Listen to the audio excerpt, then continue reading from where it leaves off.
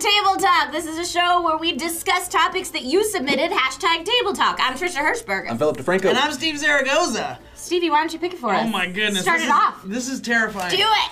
I feel like I'm the postmaster here. Is that even a thing? The Postmaster? It sounds like a horror movie. No, the the Postmaster. Postmaster General. Alright, sure. He's the one that fights crime for the USPS. Oh, yeah. Really?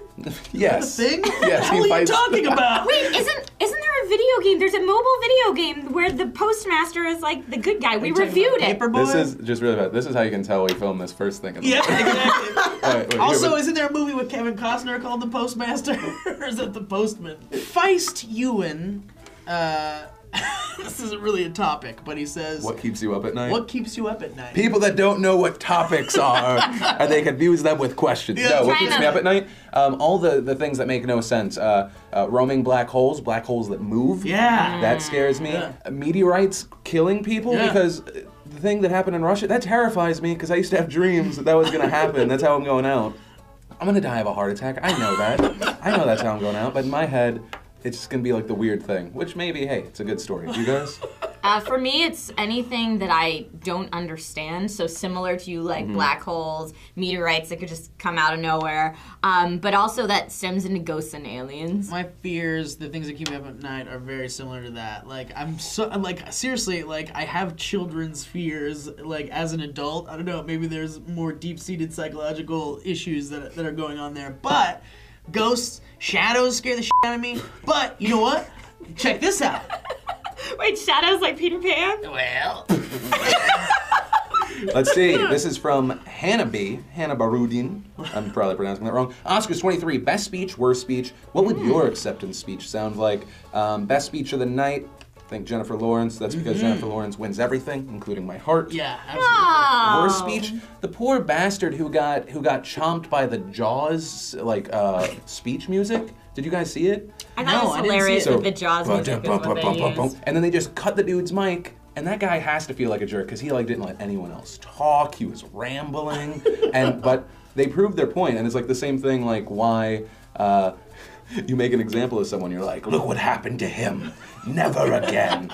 Except for Anne Hathaway, who talked for like 5 minutes just like rattling off names, and they were like, no, it's Anne Hathaway. You Let her can't cut do her it. off. Wait, so you're saying they're gonna they're gonna cut that clip of the guy being cut off by the Jaws theme and then show it to other people like in the rehearsals and go, Like it's "This a is scare what factor. not to do." No, they cut the guy off, and then they cut to I forget what actress, and she was like, "Oh my god, I feel so bad." Like you just saw her mouth. Wait, like, so it was his fault for rambling? he just kept talking too much. Like you're supposed to keep it Sure, tight. sure. Didn't matter. The show ran over like an hour. But wait. So what would your acceptance speech sound like? Mine would probably be closest to Quentin Tarantino.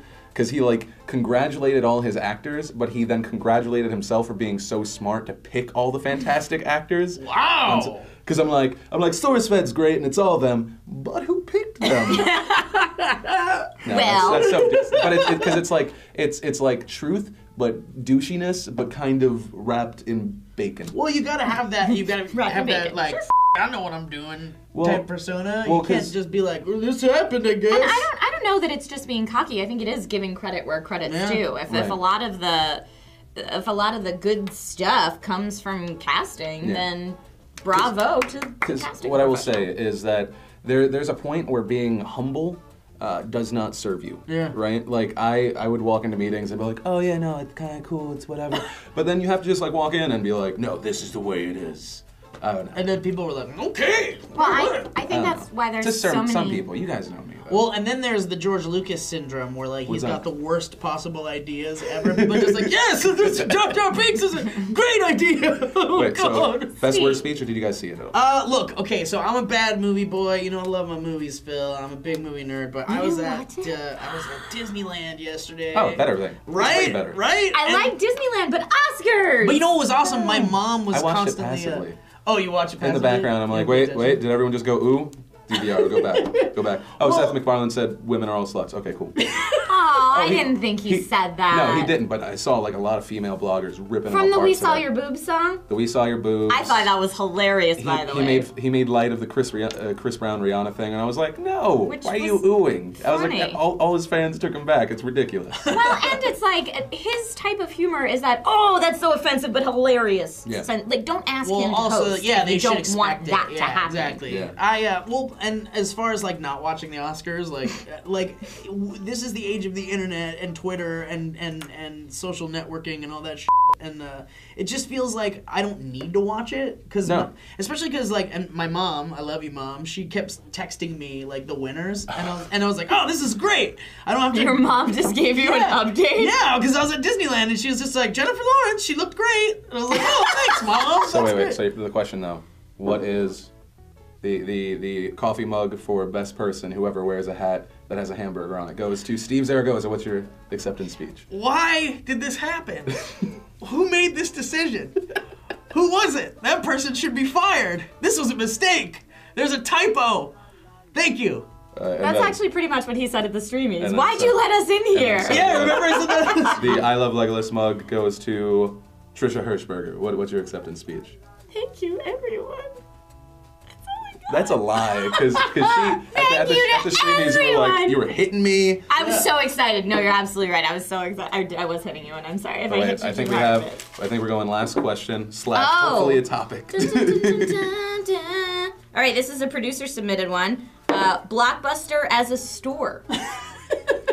I think. Face. Wait. No, this is a good one. I can go on this. Hold on. This is a good one. Okay. Blockbuster is a store. They're all closing down. Yeah. And there's something about the nostalgia of being able to go to a Blockbuster and go through all of them. But now you can just sit on your ass at home, like one of the fat, spineless people from WALL-E, and just pick what movie you want to see without ever having to move. It goes to the red box magically, which is right around the corner from your house. You go there and get it. It's $1. Way to blow Blockbuster out of the water. Blockbuster. You're right. I As a kid, there was nothing more enjoyable to me than to go to Blockbuster and my parents are like, pick a movie, and it's like, this is amazing.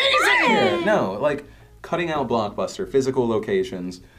You're getting movies. All you're wanting to be is lazy. You're just cutting out that time where instead of sitting on the couch, you're sitting in a car. And then you have to deal with some guy that's really adamant about movies, which I did like that. I would as a kid, I would hang out in Blockbusters and they'd have I remember playing Star Fox. Yeah! In a Blockbuster being like, this is awesome, and having fun, and then they had this tournament where it was who could I want to say it was speed runs, and yeah. Whoa, in the Blockbuster? What? And it was just cool. and it was awesome, and it was kind of this cool. It was like a thing. hangout, right? Yeah, and there was a card store next door, but physical locations for the most part, especially for that kind of media, I don't think it's necessary. It doesn't make sense. It's not necessary I don't know. anymore. You're right. They call it retail hell for a reason. Yeah. There's all that overhead. And plus, Netflix is a good model because they get good rates on USPS. It's to you fast. But I think even that, I think they said that's going away eventually. It's eventually going to be streaming. Yeah. Okay, so I remember when Netflix was starting to become a thing, and I was thinking, no, I want my physical media. But you're right. It just makes sense. I love to own my movies, and I love to go, I miss going to Blockbuster, and there's the bargain bin full of, cool movies, and then, they sell toys and the t-shirts. candy, so you can get the candy and popcorn just but at it's the movies. if you had to, you have to realize that, we're just constantly accelerating with technology and and people want the ease of being able to watch And that's in their pajamas. I think that's the thing is you have to be, if you start seeing someone doing what you're doing but in a different way, even if it's flawed, jump for it. And I think that those Blockbuster stores, those things that, in my opinion, will go away, they will fail, it's because they were not quick enough to the new table. You're right, because they did do that Blockbuster Online thing. I was an early adopter of Blockbuster Online because you could get video games too. And so I was like, oh, this is better than Netflix. Netflix doesn't have video games. Cool. But Netflix just beat them to the punch. So you're saying they were probably the ones that stuck to their guns when there was those big meetings with all those fat cat executives, and they were like, people want Blockbusters. We're gonna keep moving forward with this retail big box location. You think that's what it was? And it's easy for us to say it because you look at things like the New York Times. They were like, okay, we're gonna go paywall, we're gonna go subscription, but would it be a completely different landscape if they had done it several years prior? Right? Yeah. Probably. Probably. And it doesn't mean that they're going to fail because of it, but they definitely did themselves a disservice and gave themselves a disadvantage. I don't know, but that's my opinion on I it. guess it's true. The only thing that really gets me about blockbusters going away is like I kind of like the novelty, kind of kitschy movie memorabilia type stuff. Okay, Where I don't know where the hell to get that stuff in person anymore. Oh, there are some good stores. What are you I will talking take about? you. What are you talking about? Yep. Are we going? Yeah, there's great hobby shops and stuff that have all those kind of movie prop replica things. I'm not talking about adult stores, Trisha. I'm not talking about adult films. I could Trisha would be never. Are talking you about kidding? adult stores. If I went in an adult store, I don't think they would let me leave. I think people would keep me locked up there. As a girl, you can't do that. What do you mean? Girls can go into adult bookstores. If you're gonna get adult stuff, you have to order online and be on the slide as a lady. No. Have you seen those Well, CD that's just parking lots? it's just another example of, well, why would you actually go to the physical location? Because you can get some weird shit like next day to your house. Yeah, but but if you don't live alone, you're gonna get a box that comes from Dr. Penis Playground. No. Where is this from? Speaking from experience. Yeah, what kind of weird stuff do you No, order? it's always. I have a couch in my house that people do not realize is a weird sex couch, except one person, and then you just realize you're on the same level. What is it, like a love seat or something? Like It's like this thing. Is it a Have you ever- vibrating couch? It's like no. Well, so I'll show you guys later. oh my God, we're gonna get raped! There it was. I was like, where is Steve Zaragoza's rape reference? Got it in, right at the end. I didn't even think about it.